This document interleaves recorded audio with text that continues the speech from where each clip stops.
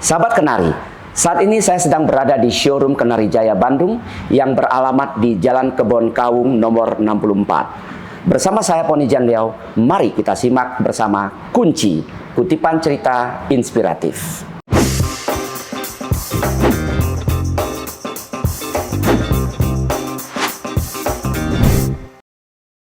Jika ada kesalahan terhadap orang lain, untuk apa membesarkan ego dan membiarkan hati membusuk dengan tidak mengakuinya? Lebih baik cari waktu yang tepat dan siap untuk merendahkan hati dan mengakui kesalahan itu. Bukankah itu adalah salah satu solusi terbaik untuk membuat hati tetap berfungsi sebagaimana mestinya? Paul Bus pernah mengatakan, memaafkan memang tidak bisa mengubah apa yang sudah terjadi di masa lalu, namun ia akan melapangkan jalan kita ke masa depan. Sebuah pernyataan yang luar biasa bermanfaatnya buat insan yang tengah memendam rasa benci tiada henti terhadap orang lain. Hati adalah hakim paling hakiki dan adil jika ia berfungsi sebagaimana mestinya. Di ruang afeksi inilah sesungguhnya segala proses keadilan dan kebijaksanaan hidup diolah. Jika ruang yang bersih dan suci ini berpengaruh atau berpenghuni dendam dan ego yang kuat serta besar, bagaimana hati itu tidak akan membusuk dalam jangka panjang? Semua pernah salah, sahabat Kenari. Memaafkan memang bukanlah perkara yang gampang. Namun satu renungan pencairnya yang bisa dipertimbangkan adalah tidak ada seorang manusia pun di dunia ini yang tidak pernah berbuat kesalahan. Kesalahan adalah alami dan manusiawi sifatnya. Jika hal itu disepakati, mengapa maaf tidak kita beri kepada mereka yang telah menyesali dan telah mengoreksi aksi yang tidak terpuji kepada kita? Mengapa kita tega membiarkan ia bersemayam di dalam hati yang bersih? Bukankah tindakan ini hanya menyiksa diri? Setiap kali kita bertemu dengan orang yang dibenci, bahkan hanya sandalnya saja, kita sudah jadi benci bukan kepala.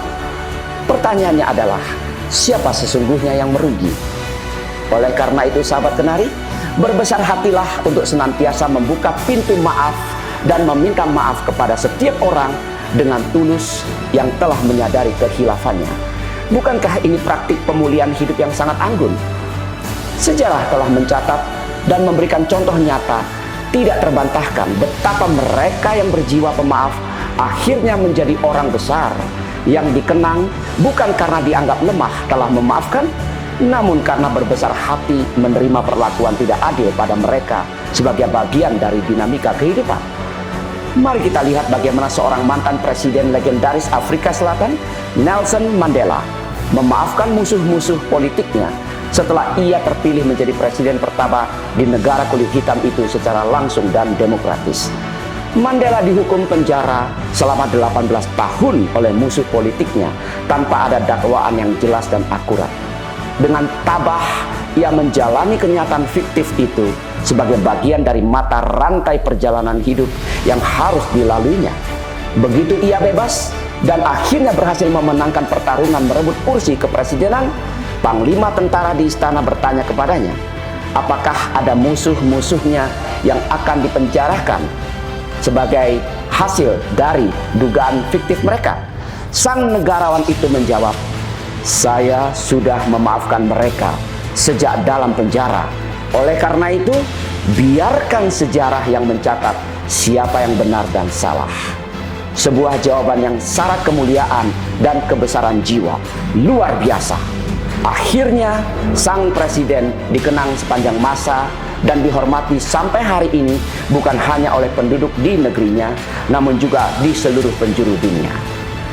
Kisah para nabi juga mencatat hal yang sama dan menjelaskan dan mencontohkan bagaimana para suciwan dan pembawa ajaran moral dan spiritual itu memberikan maaf kepada kawan maupun lawan mereka. Jadi, sahabat Kenari, prinsip an eye for an eye and a tooth for a tooth, membalas dengan cara dan objek yang sama, tidak berlaku di sini.